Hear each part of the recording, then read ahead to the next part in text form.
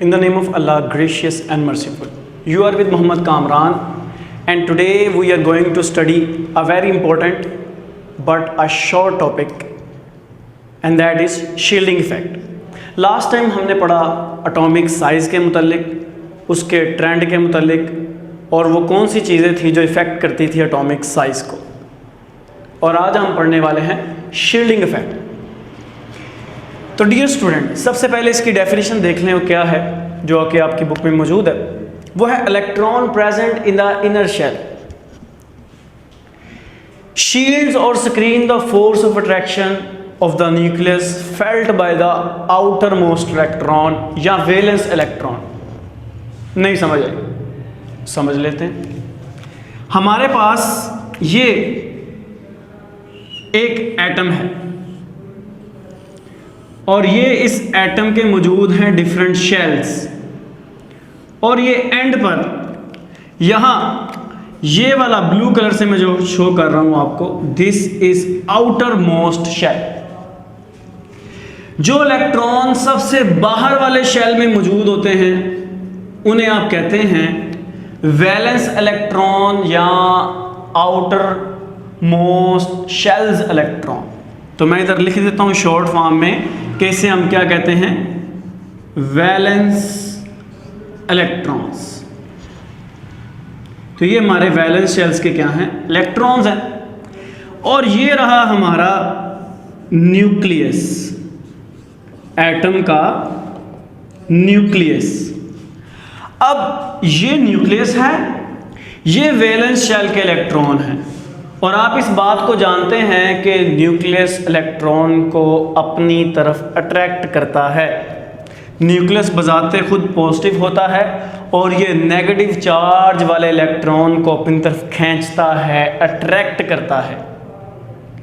अब होता क्या है कि ये बाहर वाले शेल और न्यूक्लियस के दरमियान भी शेल्स होते हैं, और इन शेल्स में भी मौजूद होते हैं इलेक्ट्रॉन्स, और इन अंदर मौजूद इलेक्ट्रॉन्स को आप कहते हैं इनर शेल इलेक्ट्रॉन या वैलेंस इनर शेल इलेक्ट्रॉन या इंटरवेनिंग इलेक्ट्रॉन। इनका नाम हमारे पास क्या है, इनर शेल इलेक्ट्रॉन या इंटरवेनिंग इलेक्ट्रॉन्स।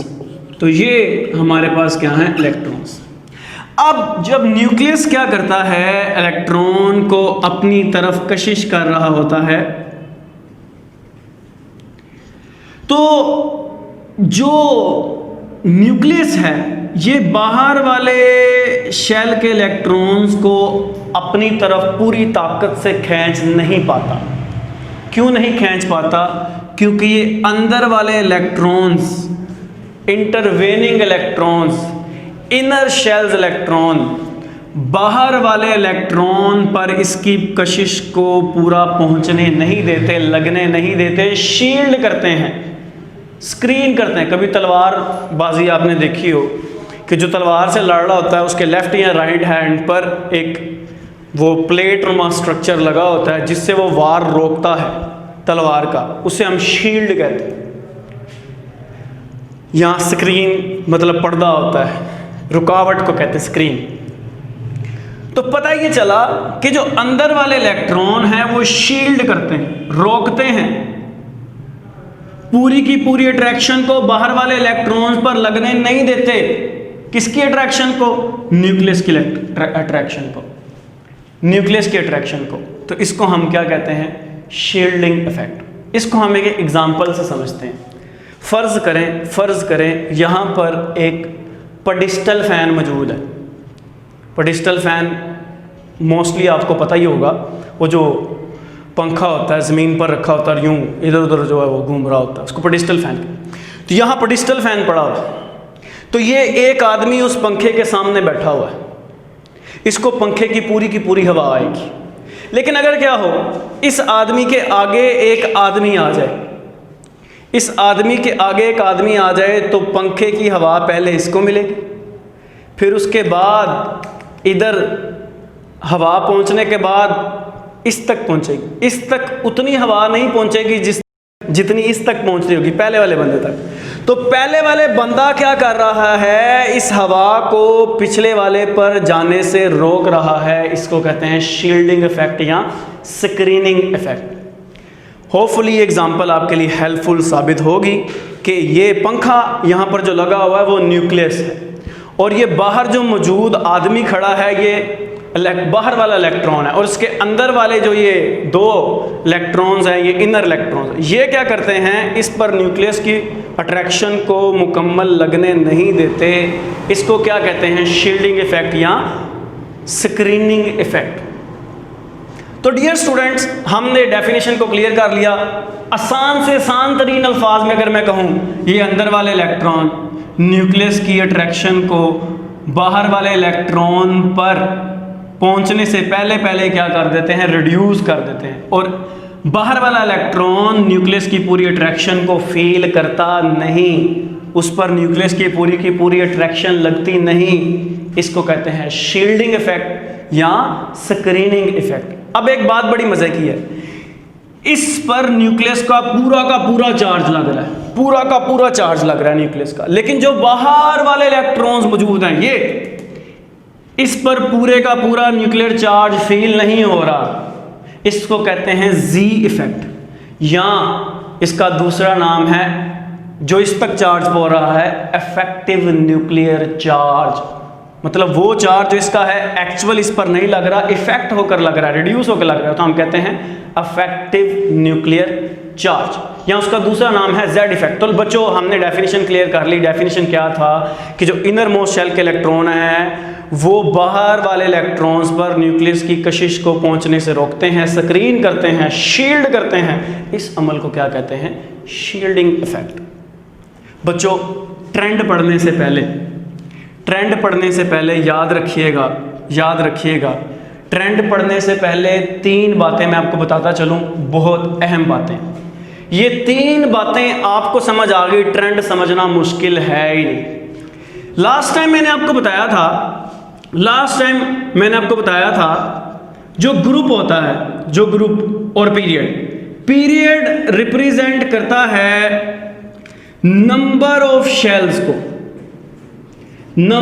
शेल्स को। पीरियड टोटल होते हैं हमारे पास 7,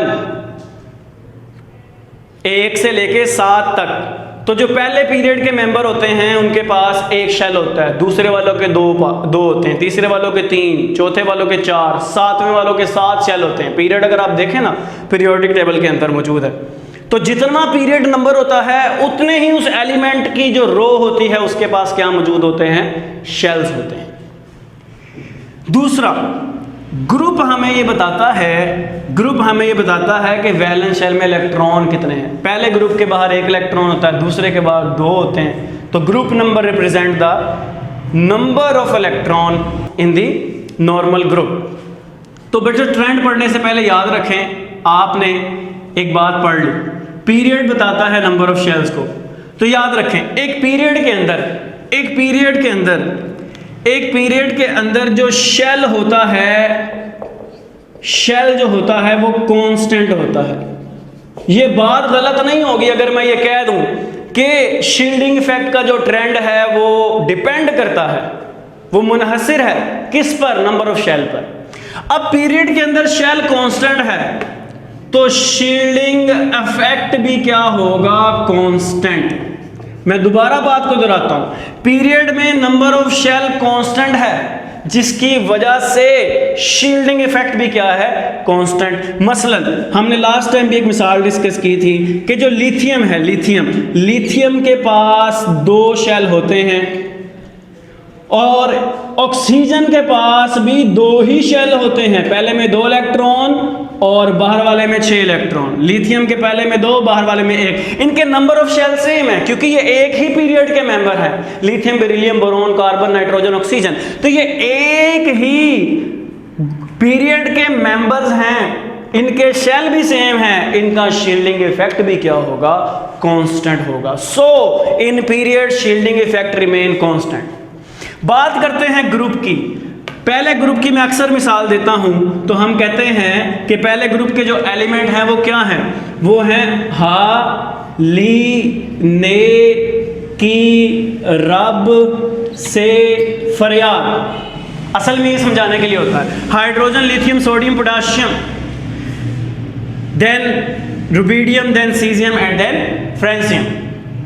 अब लिथियम दूसरे पीरियड का मेंबर है, इनका ग्रुप सेम है, लेकिन लिथियम का जो पीरियड है इट्स 2, तो इसके शेल भी कितने होंगे 2। बात करते हैं अगर सोडियम या पोटाशियम की, पोटाशियम चौथे पीरियड का मेंबर है, तो इसके पास शेल भी कितने होंगे 4। अगर मैं शो करूं, lithium has 2 shell, whereas potassium has 1 2 3 4 shells। तो एक ही ग्रुप में नंबर ऑफ शेल्स बढ़ते जा रहे हैं। ये 2 शेल वाला है, ये 4 शेल वाला है। तो जब मैंने आपको बताया था शील्डिंग इफेक्ट डिपेंड करता है नंबर ऑफ शेल्स के ऊपर। जब ये नंबर ऑफ शेल्स पे डिपेंड करता है तो इसके शेल ज़्यादा हैं, इसके अंदर इलेक्ट्रॉन्स भी ज़्यादा हैं, इसके अंदर इलेक्ट्रॉन कम है, इसके अंदर ज़्यादा हैं। जितने ज़्यादा इलेक्ट्रॉन उतने ही न्यूक्लियस की अट्रैक्शन कम लगेगी बाहर वाले इलेक्ट्रॉन पर, उतना ही शील्डिंग इफेक्ट ज़्यादा होगा, उतने ही अंदर वाले इलेक्ट्रॉन की कशिश, न्यूक्लियस की कशिश को इलेक्ट्रॉन बाहर वाले इलेक्ट्रॉन पर लगने से रोकेंगे। तो पता ये चला ग्रुप के अंदर ऊपर से नीचे आते हुए शेल का नंबर इंक्रीज करता है।